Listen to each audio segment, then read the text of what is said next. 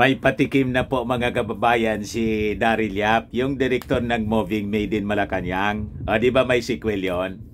Ang titulo niya is Martyr or Murderer. Ngayon, doon sa birthday niya noong January 7 po, kinulit ng mga reporters si Daryl Yap kung ano yung pwedeng niyang asahan dito sa bago mong pelikula. Paano mo niya i-describe itong bago mong pelikula? Sabi ni Daryl Yap, malalaan niya. In fact, pag makita niya ninyo itong aking bagong pelikula na Martyr or Murderer, makakalimutan ninyo yung lahat ng pelikula na pinalabas doon sa Metro Manila Film Festival. Magkakalimutan ninyo si Partners in Crime, Vice Ganda. At lahat ng mga pinalabas na pelikula, lahat yun makakalimutan ninyo. What? Pag ganun po, siguradong kukuyugin na naman po ito ng mga historiador na dilawan. Sigurado magkakagulo na naman po yung mga dilawang DDS at dilawang kakampon. Dumagdagan niya, Mr. Maravillas. Nag-multiply po. Dilawang DDS, dilawang kakampon. Yun ang original na dilawan. Dilawang kakampon. At ngayon, may pangatlo pa pala. Yung mga fake Marcos vloggers. Magjo-join forces po sila para bakbakan araw-araw. Itong creator ng Martyr or Murderer, itong si Daryl Yap. Pero sabi nga natin, mas maganda yon pag may controversy, pinag-usapan ng publiko. Kaya tingnan ninyo, yung pagmumuka ni Daryl Yap talagang confident na confident po siya.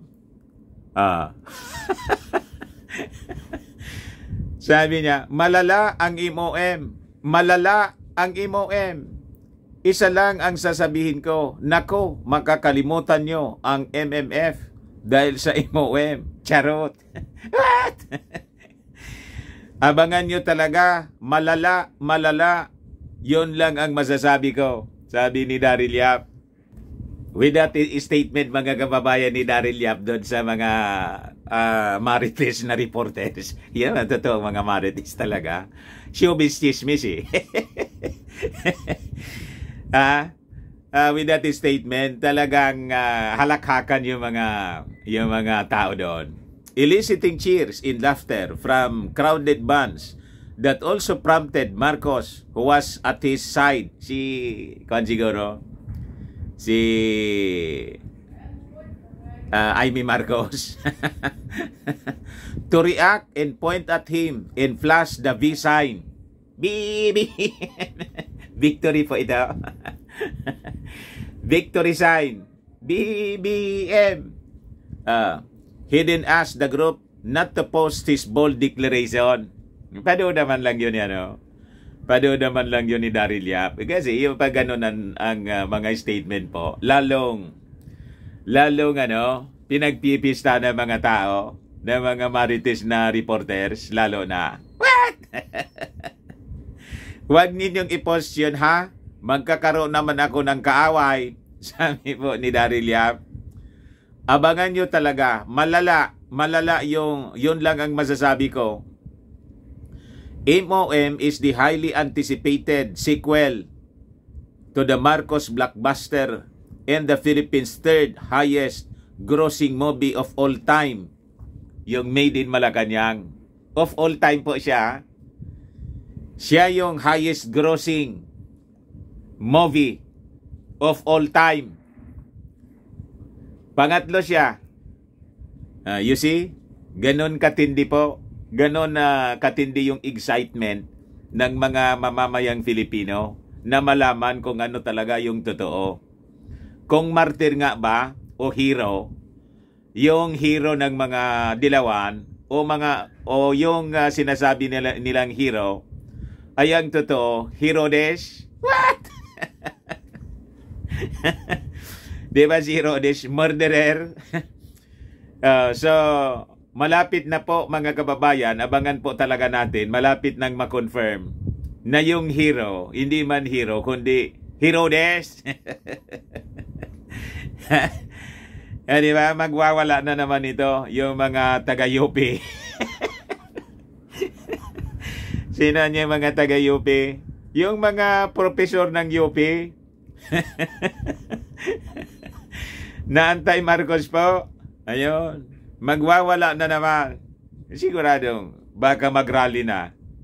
At saka sugurin yung mga movie houses. What? I-blockade mga kababayan yung mga movie houses dyan sa Manila. In August 2022, Yap said that if the universe conspire, MOM will hit cinemas on February 25. Lapit na po, next month na. February 25, 2023. Nanadadya talaga itong si Daryl Yap. Yun ang people power. It's a people power celebration ng mga ng mga dilawan. What? You see, which also happens to be the 37th anniversary of the EDSA People Power Revolution that ousted then President Ferdinand Idralin Marcos Sr. from his seat of power in 1986. Sinadya mga kababayan. Sasabihin ng mga critics, sabi na niya, kumpirmado, this is another way of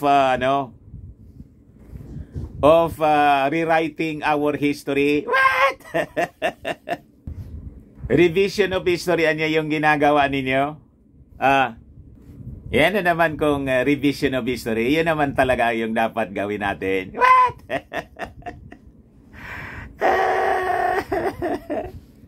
Sabi nga natin, kailangang baguhin natin yung history kasi yung history po natin isinulat ng mga sinungaling.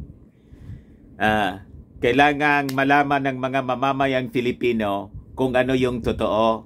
Di ba? Approve, mga kababayan? Approve, anya. By the way, mga kababayan, gusto ko lang na makiusap sa inyo. Please, click subscribe po. Pati yung notification bell para lagi kayong updated sa mga uploads natin dito po sa channel natin, itong Marvelous Dante. At yung isa pang channel natin mga kababayan, yung Bullseye News on the Go. Lagi ninyo pong i-click yung subscribe.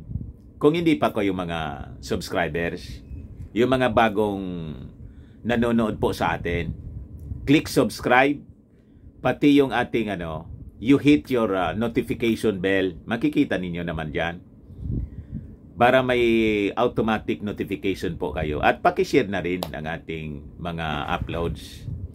And baka lang gusto ninyo mga kababayan na itry po ito, Firmax Firming and Lifting Cream, pinapahid po sa mga pulses and affected area. Mainam po sa paninigas ng mga kaso-kasuan. At ito naman po, Automax Radiant Serum. Sa mukha naman po pinapahid. You will look 10 years younger than your age.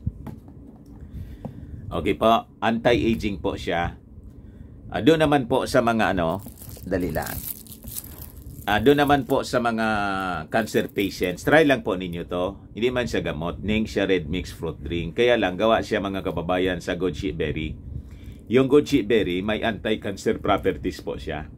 Ayos, yung mga inquiries ninyo, dumiritso na lang po kayo sa aming messenger sa Facebook. Ako po si Dante Maravillas. Bye-bye po. God bless.